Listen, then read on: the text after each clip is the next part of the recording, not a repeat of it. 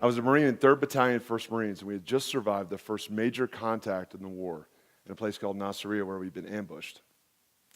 My guys and I were tired, we were hungry, and we were terrified. Southern Iraq at the time was one of the poorest places in the world. There was no access to health care, no access to education. It was a terrible hunger problem. And that was the beginning of an awakening in me, a journey that put me on a very different path in life. You see, I began to think that maybe, perhaps, I could make more of an impact in the war on terror if I took on what I believe is the leading contributor to the proliferation of terrorism, insurgency, and global instability, which is extreme poverty. So I decided to go to business school to learn how to build a high-quality company to deliver a high-quality product in the fight against extreme poverty. I applied to Stanford and Harvard, and by some miracle of God got in. Decided to go to Stanford because of the focus on social innovation and entrepreneurship. I moved to southwest Kenya in September of that same year to launch the pilot project of what became known as Nuru International, a groundbreaking new approach to fighting the problem of extreme poverty. We started with just a handful of farmers that fall, and since that time, 5 years later, we've grown to impacting over 30,000 people in both Kenya and Ethiopia, empowering families to come out of extreme poverty not for a week or for a month or for a year, but permanently. So they make a lot of sense. However, the challenge is that no one's really ever figured out how to make these things sustainable or scalable. And that's really where our IP comes in. You see, at Nuru, we've designed what we call a sustainability engine. Our goal is to go into these countries and over a 7-year period, build out the capacity of local leaders to be able to design world-class solutions to solve their own problems.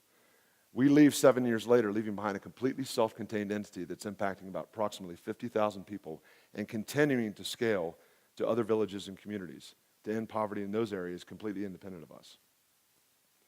Now, how do we do that? Our sustainability engine focuses on 2 key fuels that we think every organization and company needs to continue going, to be sustainable. And that's leaders and capital. At Nuru, we built a for-profit company, a social enterprise, that is a diversified, scalable business.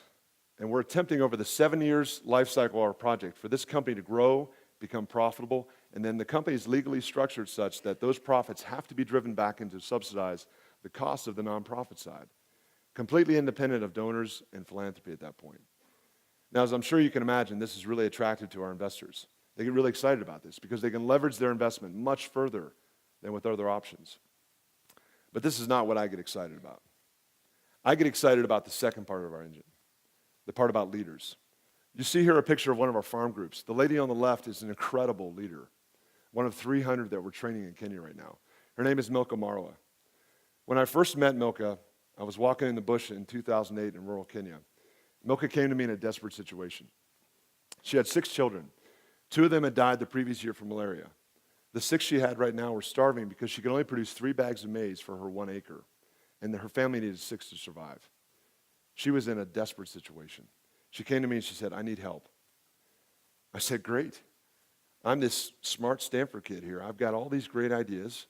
I'm going to tell you all the things we're going to do. We're going to do this program, this program, this program." Stop. She interrupted me. "Stop." I said, "Excuse me?" She said, "Stop. What I need from you is I need you to listen. You see, I've lived in this village with these other 10 women in my group for the last 40 years struggling with this problem. We've got some really good ideas. What we need from you is we need you to listen to us and help us get started. We can do that. In our generation, this problem can be and needs to be solved. But to do this, we have to realize one thing. She is the key. Unlocking the leadership potential in brave leaders trapped in poverty like Milka Marwa is the key to success in fighting extreme poverty. So my ask of you today is this. Help me change the conversation about extreme poverty from what to who. It's a human vision, a legacy we want to leave behind us.